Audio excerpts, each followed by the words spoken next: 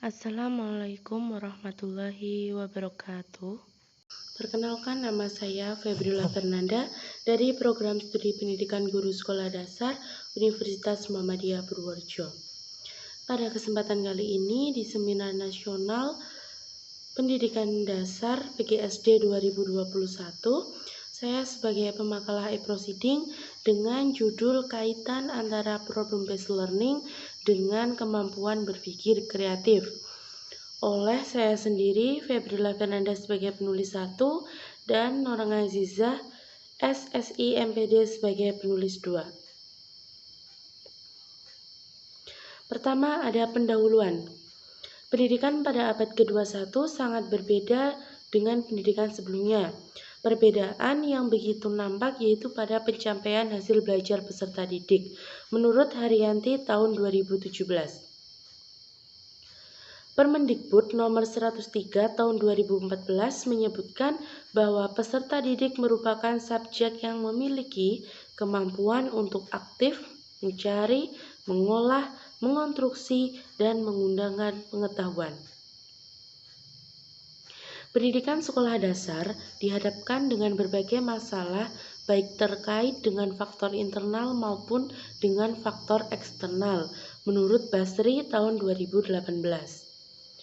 Model pembelajaran merupakan kerangka konseptual yang menggambarkan prosedur dalam mengorganisasikan pengalaman belajar untuk mencapai suatu tujuan belajar dan juga berfungsi sebagai pedoman untuk perancang pembelajaran dan pengajar dalam merencanakan juga melaksanakan aktivitas belajar, menurut Haryanti tahun 2017. Model pembelajaran sendiri merupakan tindakan pembelajaran yang mengikuti pola pembelajaran tertentu.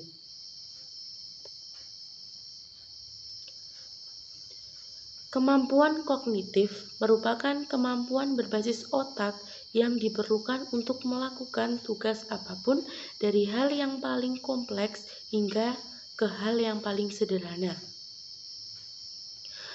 Kemampuan berpikir kreatif peserta didik dapat dikembangkan melalui proses pembelajaran dengan menggunakan model problem-based learning.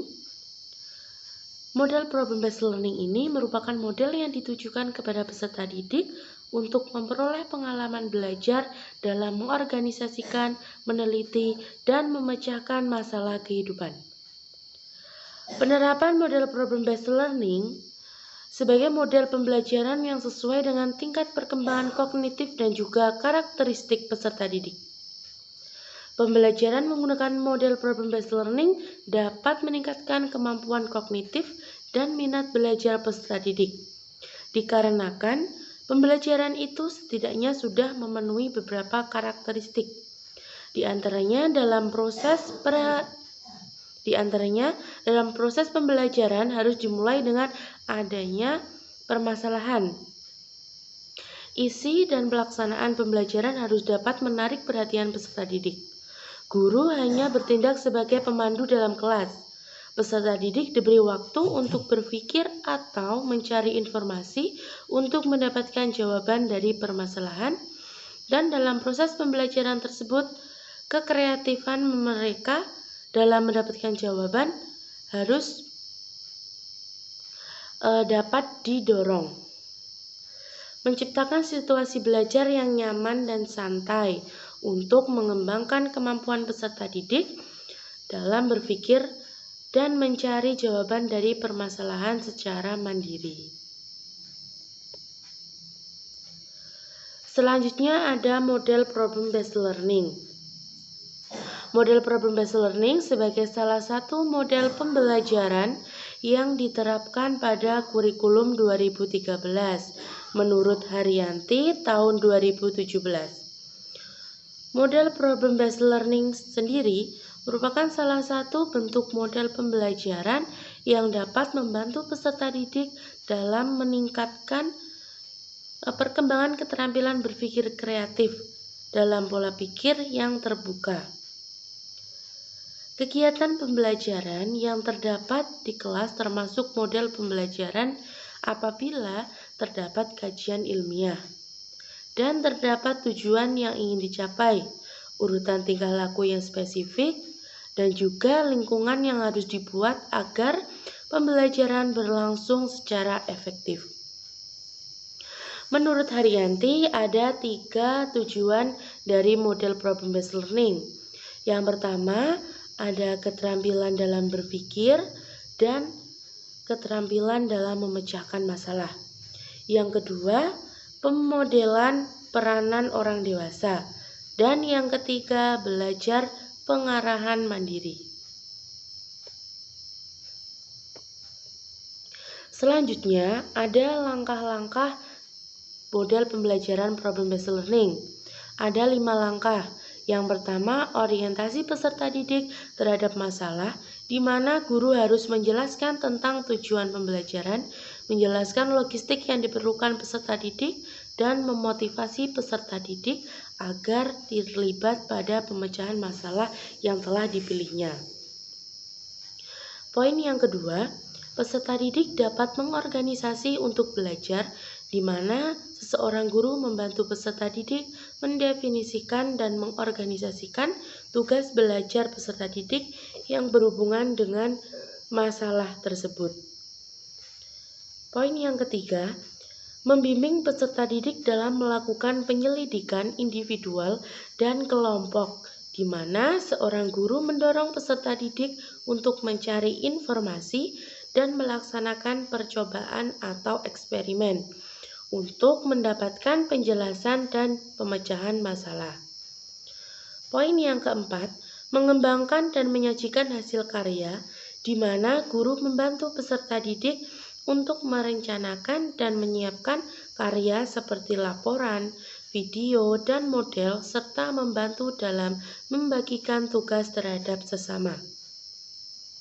Poin yang kelima atau poin yang terakhir yaitu menganalisis dan mengevaluasi proses pemecahan masalah terhadap peserta didik, dan guru harus membantu peserta didik dalam melaksanakan refleksi atau evaluasi dalam penyelidikan dan juga proses yang telah digunakan.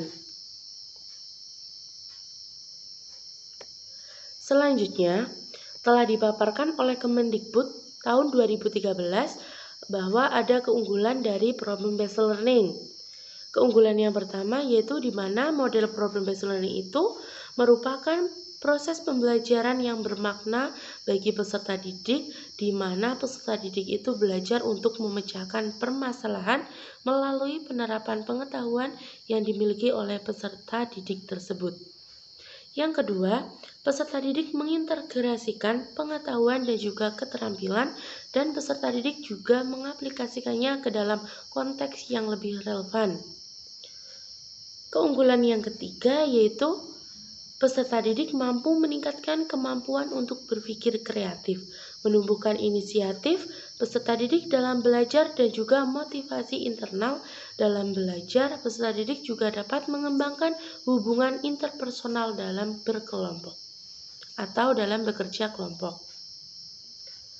Selanjutnya ada kelemahan model problem-based learning. Untuk kelemahan model problem-based learning, yang pertama ada peserta didik itu tidak memiliki kemauan ataupun tidak memiliki kepercayaan bahwa masalah yang dipelajarinya itu sulit untuk dipecahkan. Peserta didik akan merasa susah untuk mencoba memecahkannya. Yang kedua, keberhasilan dalam pembelajaran melalui pemecahan masalah membutuhkan waktu untuk mempersiapkannya. Peserta didik dalam memecahkan masalah tidak menggunakan pemahaman sehingga peserta didik tidak belajar tentang apa yang ingin mereka pelajari atau tentang apa yang ingin mereka pecahkan dari permasalahan itu. Selanjutnya ada kemampuan berpikir kreatif. Berpikir kritis merupakan kemampuan memberikan jawaban yang bukan bersifat hafalan menurut Agnavia tahun 2019.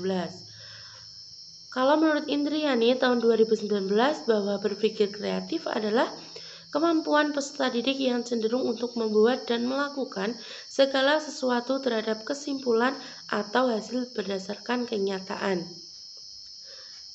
Berpikir kreatif itu mencangkup berpikir reflektif, produktif, dan juga berpikir evaluatif terhadap sebuah peristiwa. Berpikir kreatif merupakan kemampuan yang harus dimiliki peserta didik dalam memberikan jawaban berdasarkan bukti yang bersifat reflektif, produktif, dan evaluatif terhadap suatu peristiwa, menurut Rosa tahun 2017. Berpikir kreatif merupakan masalah penting dalam proses pembelajaran, menurut Dorianti tahun 2018. Selanjutnya ada tahap proses berpikir kreatif. Ada 5 tahap. Yang pertama, peserta didik dapat mengetahui adanya masalah kesenjangan informasi dan juga unsur yang hilang. Yang kedua, memahami permasalahan. Yang ketiga, membuat dugaan dan merumuskan hipotesis. Yang keempat, menguji hipotesis dan evaluasi. Dan yang kelima, mengkomunikasikan ide.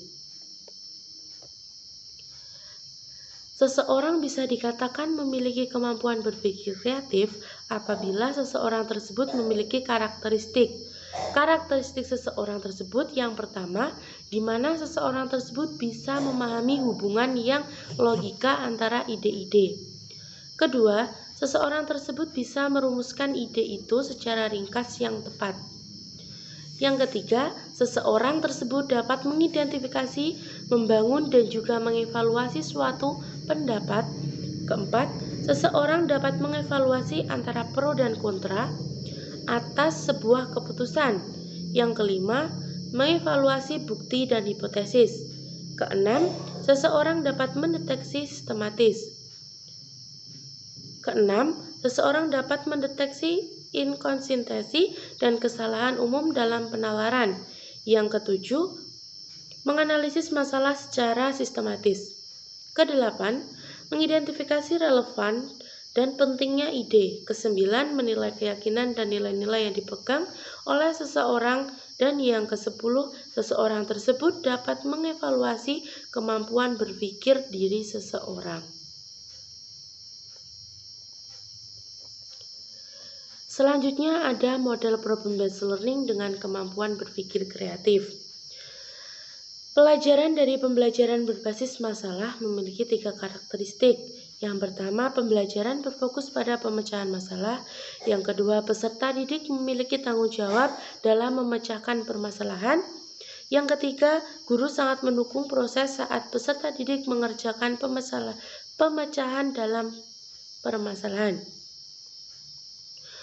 Model problem-based learning merupakan model pembelajaran yang memberikan kesempatan kepada peserta didik untuk mengetahui pengetahuan dalam proses kognitifnya. Peserta didik dapat benar-benar memahami dan juga dapat menerapkan pengetahuan yang dimilikinya. Perlu didorong untuk bekerja dalam memecahkan suatu permasalahan, menemukan segala sesuatu untuk peserta didik, dan berupaya untuk mewujudkan ide-idenya. Proses pembelajaran melalui PBL atau melalui model berbasis permasalahan dapat membiasakan peserta didik untuk mengembangkan kemampuan berpikir kreatif pada peserta didik. Kemampuan berpikir kreatif yang dimiliki oleh peserta didik dapat berguna untuk kehidupan nyata, di mana kehidupan itu banyak tantangan yang akan datang, baik ke dalam kehidupan sehari-hari ataupun tantangan dalam dunia kerja. Karena peserta didik memiliki pola pikir yang terbuka, reflektif, kreatif, dan belajar aktif. Berikutnya ada kesimpulan. Kemampuan berpikir kreatif dibutuhkan bagi siswa atau peserta didik dalam kehidupan nyata, namun juga sering terabaikan dalam proses pembelajaran. Kemampuan berpikir kreatif dapat dikembangkan melalui proses pembelajaran dengan menggunakan model pembelajaran problem-based learning. Model problem-based learning memiliki keunggulan di mana peserta didik akan memiliki pola pikir yang terbuka, reflektif, kreatif, dan belajar aktif, dan memfasilitasi keberhasilan dalam memecahkan masalah. Penerapan model PBL sebagai model pembelajaran yang sesuai dengan tingkat perkembangan kognitif sangat cocok digunakan di sekolah dasar dalam membangun kemampuan berpikir kreatif peserta didik. Kemampuan berpikir kreatif tersebut yang dapat membawa peserta didik memecahkan permasalahan yang muncul pada dunia nyata peserta didik.